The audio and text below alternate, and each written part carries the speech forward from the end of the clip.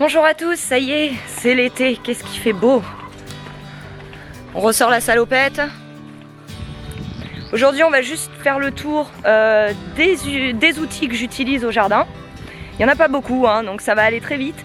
Et du potager aussi pour voir ce qui a été semé, ce qui pousse pas.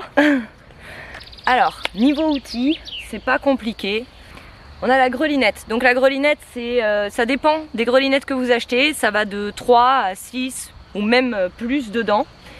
Évidemment, le nombre de dents va définir la largeur de votre grelinette. Si elle a que 3 dents, elle va être assez petite. Si elle a 5 dents comme la mienne, elle va être beaucoup plus grande. La grelinette, ça nous permet donc d'aérer le sol, de l'ameublir en profondeur, de permettre à l'eau de mieux pénétrer le sol évidemment et donc à la fertilisation d'être assimilée par le sol. Donc avec ça on va respecter aussi la vie sous terre, on va pas tuer de vers, bon, ça peut arriver maintenant quand on plante la grelinette, qu'on coupe un ver en deux, c'est des choses qui arrivent. Évidemment on fait moins de dégâts avec ça qu'on peut en faire avec le motoculteur, même si comme je dis on fait avec ce qu'on peut, ce qu'on a, la force qu'on a et le temps qu'on a. Quand j'ai passé la grelinette sur un rang, ensuite je passe la griffe. Donc celle-là elle est toute petite, il y en a des beaucoup plus grosses qui existent, c'est quand même bien mieux. Pour le semis ça nous permet de casser les grosses mottes. Si on fait des plantations, on n'est pas forcément obligé d'utiliser la griffe pour aller casser les mottes, c'est pas indispensable. Mais pour les semis en place, ça l'est quand même. Ce que je fais par la suite, je passe un coup de râteau pour niveler le sol de façon à ce que tout soit à peu près au même niveau. Désolée pour le bruit derrière, hein. Donc, je mets un coup de grelinette sur le rang. Ce que j'ai fait, c'est que mes rangs ils font la taille de la grelinette. Comme ça, j'ai juste à passer une fois et puis ça me permet aussi d'accéder facilement à l'autre côté du rang sans me casser le dos en fait. Donc pour vous montrer, après un coup de grelinette, de griffe et de râteau, on a un sol qui est quand même assez droit, c'est assez nivelé.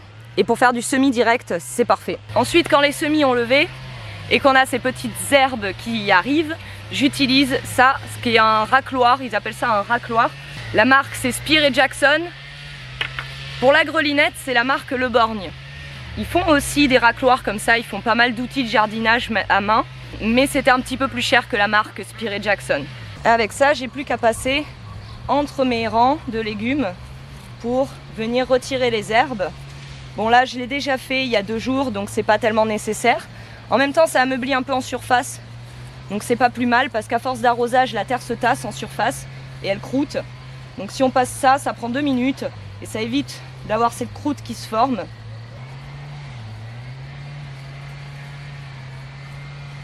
Ensuite pour les endroits un peu difficiles d'accès avec la grelinette, j'utilise la bêche quand même pour ameublir le sol et l'aérer un peu, notamment dans les serres parce que avec la grelinette qui a quand même des manches assez longs, quand on fait ça, eh bien je me suis déjà retrouvée à abîmer la bâche. Alors je préfère utiliser dans les endroits un peu difficiles d'accès plutôt la bêche. D'ailleurs la bêche elle sert à bien d'autres choses au niveau du compost, pour retirer des choses qui sont plantées dans le sol avec des racines ultra profondes et qu'on veut retirer, car la grelinette n'aura jamais la solidité d'une bêche. Ma grelinette par exemple, au bout de peut-être de la 2e utilisation, j'ai réussi à tordre une dent. Maintenant le travail est fait, elle fonctionne tout à fait bien, elle n'a pas bougé depuis.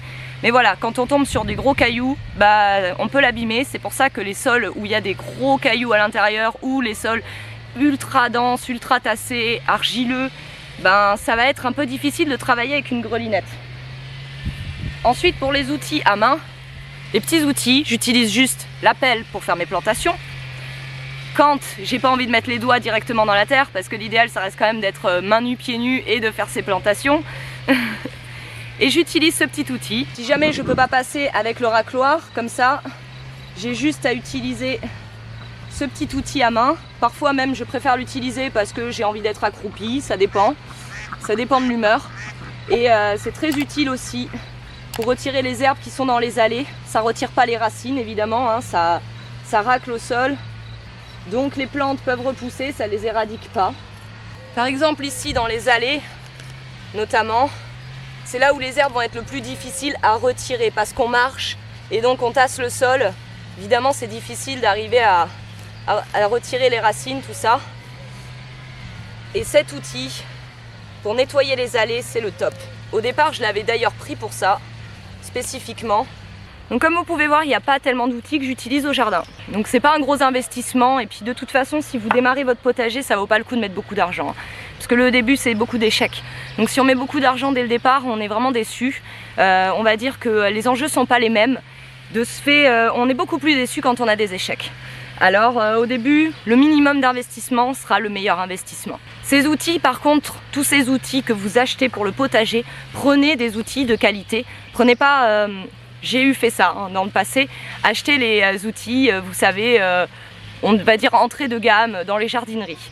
Ces outils ne durent même pas une saison. Donc comme vous allez normalement faire un potager chaque année, si c'est quelque chose qui vous plaît, si après ça vous plaît pas, vous passez à autre chose, bon, ça valait peut-être pas le coup de faire cet investissement.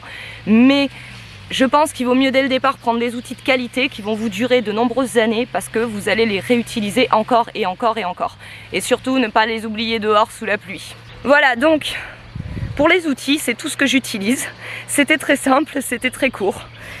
Maintenant on va faire un petit tour dans la serre. Je suis super contente. On a une fenêtre! C'est génial! Ça me fait vraiment trop plaisir. Déjà parce que là, je suis ici, c'est beaucoup plus agréable. Il y a une brise qui circule, c'est sympa, ça fait du bien.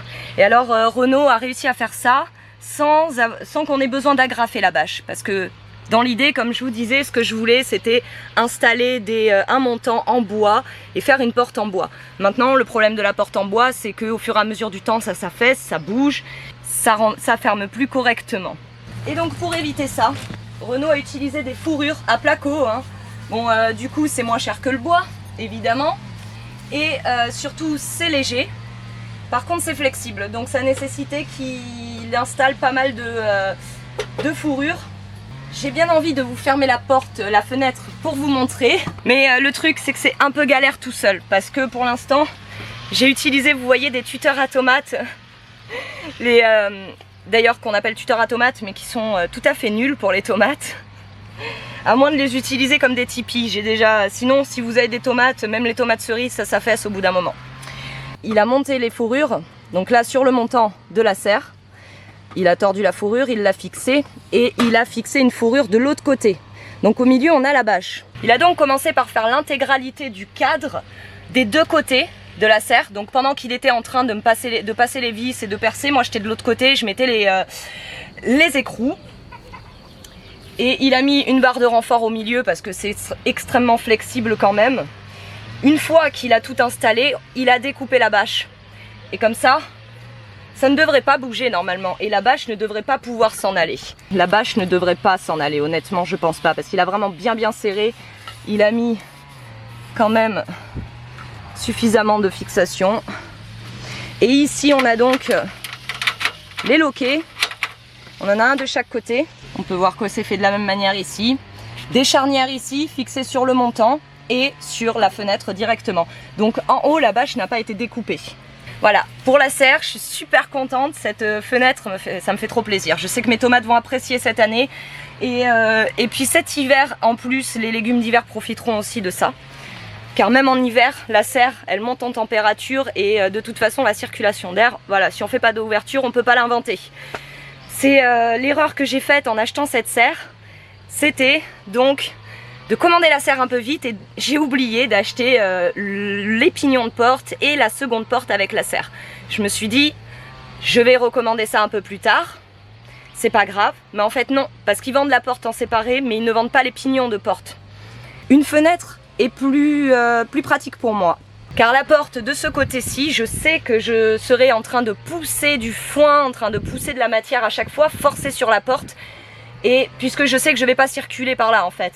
De ce côté, la porte d'entrée, je circule, donc ça tasse le sol, ça garde les herbes assez basses. Là-bas, c'est pas le cas. Et à des moments, j'aurais eu un peu des galères avec la porte. Une fenêtre, au moins, il n'y a pas de galère possible. Voilà. Donc je suis très contente de ma fenêtre. Merci Renaud, comme toujours. Heureusement qu'il est là. Hein. Maintenant, on va faire le petit tour des légumes. Donc j'ai fini de planter les tomates en serre. Il va me rester à les tutorer. Donc ici, on a les premières tomates qui ont été plantées la dernière fois, bien dans le dernier vlog d'ailleurs. Elles se portent bien puisqu'elles sont en terre depuis un petit peu plus longtemps. Celles-ci, c'est les dernières plantées que j'ai mis au centre. On voit que les feuilles, celles-ci là, sont un peu, celles-ci sont jaunes. Mais on voit que voilà, les feuilles qui repartent sont bien vertes. On a déjà des bourgeons de fleurs. J'en retirerai une partie. Pour éviter que la plante s'épuise dès le départ, en fait, c'est bien les premiers bourgeons de les retirer quand même. On a les épinards qui montent en graines. Avec cette chaleur, c'est tout à fait normal. On a ensuite quelques laitues. Puis on a les betteraves là, ici. Comme vous pouvez voir, quelques betteraves. Donc sur cette ligne, j'ai mis 8 plants de tomates. Ici au centre, on a 2 fois 8 plants. J'ai mis 2 rangées. Et sur le côté, on a encore 8 plants de tomates. Et encore là, on va avoir de la place. Je planterai, je sais pas, des radis, des choses comme ça. Peut-être des légumes d'hiver arrivés en fin d'été. Je sais pas encore ce que je vais planter sur les côtés. Mais du coup, cette année, je me garde de la place pour faire autre chose que des tomates dans cette serre. À la sortie de la serre, j'ai planté aussi quelques tomates. Directement dans les copeaux de bois. Alors ici, c'était un sol qui n'avait vraiment pas reçu de fertilisation. C'était de l'herbe avec des mauvaises herbes, des grosses racines dans le sol. J'ai juste mis une énorme couche de copeaux et les herbes, bien sûr, ont disparu. Maintenant, j'ai retiré une grosse partie des copeaux au niveau des pieds de tomates. Je veux pas qu'il y en ait trop non plus. Et j'en ai mis le long de la serre aussi. Donc ici, je planterai aussi des fleurs et d'autres choses. D'ailleurs, je ne sais pas si vous vous souvenez, mais dans un vlog il y a peut-être 2 semaines de ça, ou 1 semaine et demie, j'avais planté des laitues ici. Les laitues ont disparu parce qu'il y avait trop de copeaux, elles ont été recouvertes et je ne les ai pas retrouvées. Alors là, il reste les dernières tomates qui sont prêtes à être piquées, plus que prêtes, et qui commencent à vraiment tirer la tronche. Il en reste pas mal, je ne sais pas encore quoi en faire. Ici, on va avoir la zone à concombre. Donc ici, à côté de la serre, on a des tomates, on va avoir des fleurs. Ici, on va avoir des pastèques. Ici, on a un semis de fenouil qui n'a toujours pas levé, ça commence à m'inquiéter. Ici, on a un semis de carottes qui a été fait et je crois pas que ça germe encore. Là, on a chat qui s'est cru dans ses toilettes, donc il a un peu gratté, il m'a même laissé un caca, que j'ai enlevé évidemment. On a quelques betteraves qui poussent ici. Et ensuite, on a des haricots nains qui commencent à germer. Et il faut que je retire les petites herbes qui poussent. Ici, derrière les carottes, on a donc les épinards. Voilà, qui sont prêts à récolter pour la plupart d'entre eux.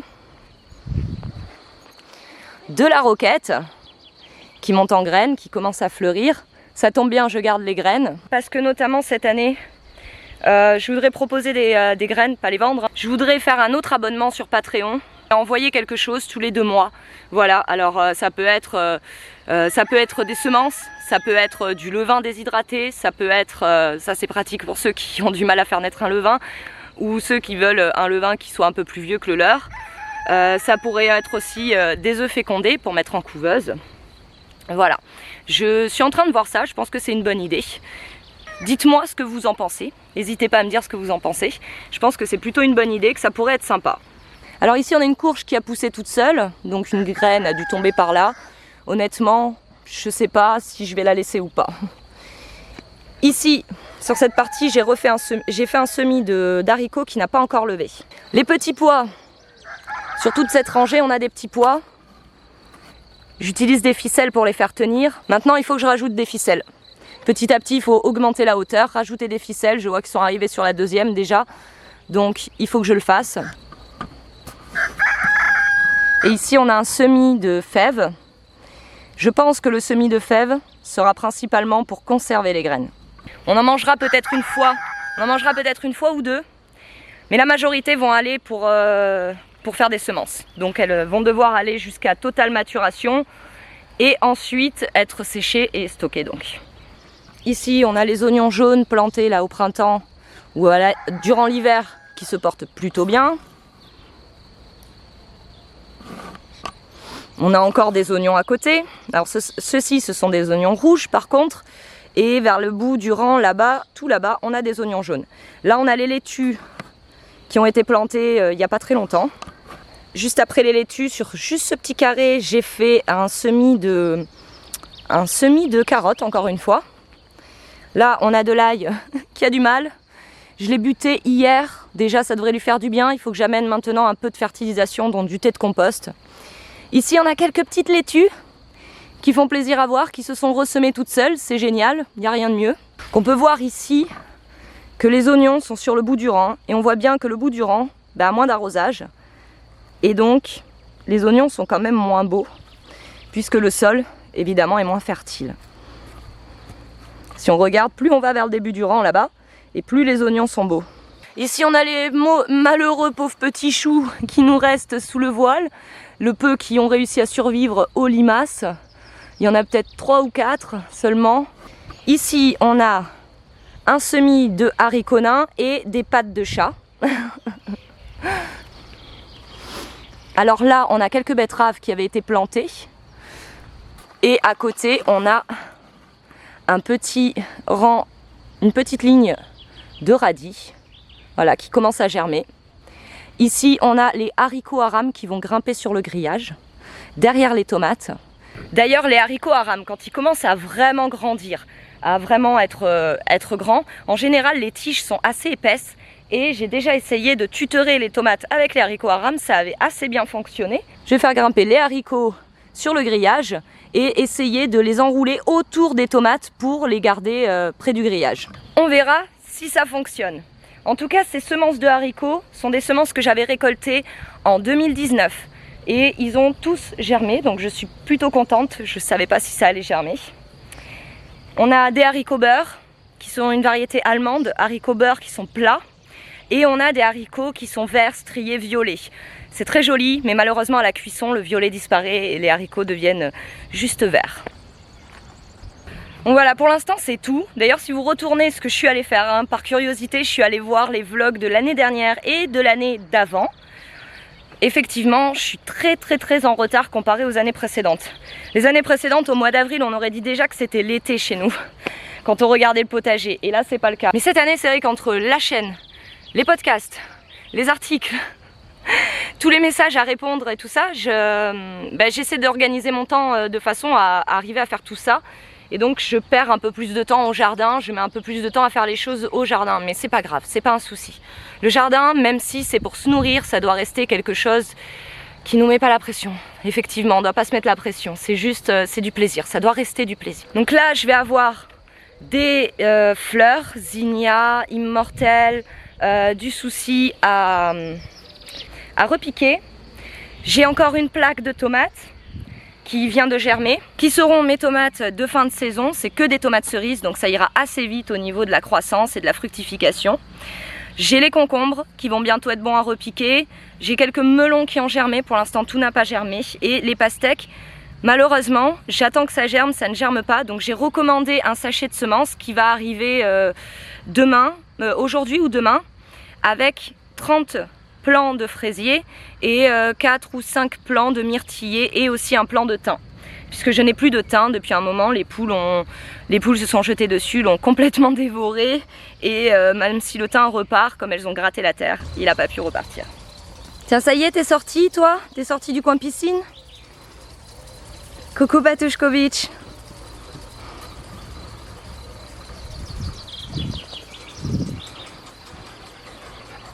Bon, mais je pense que déjà il y a une vidéo quand même qui risque d'être un peu longue. Alors je vais arrêter le vlog ici et ah oui, on va quand même regarder les laitues. La petite pépinière à laitue, ça a bien poussé. Je peux commencer d'ailleurs à en repiquer au potager, là ça y est. Regardez, j'ai ces grilles hein, pour éviter que Maya marche dessus. Il y en a une quantité pas possible. Et donc je vais les prendre petit à petit, les repiquer au potager. Parce qu'alors autant Patou, lui, il passe à côté, Kinou, il saute par-dessus. Maya, elle marche dessus. Et Renaud a tourné une petite vidéo de 30 secondes, assez mignonne, assez sympa, de Maya et son meilleur ami, le chat. Donc je vous mets ça pour terminer cette vidéo et je vous dis à vendredi dans le prochain vlog.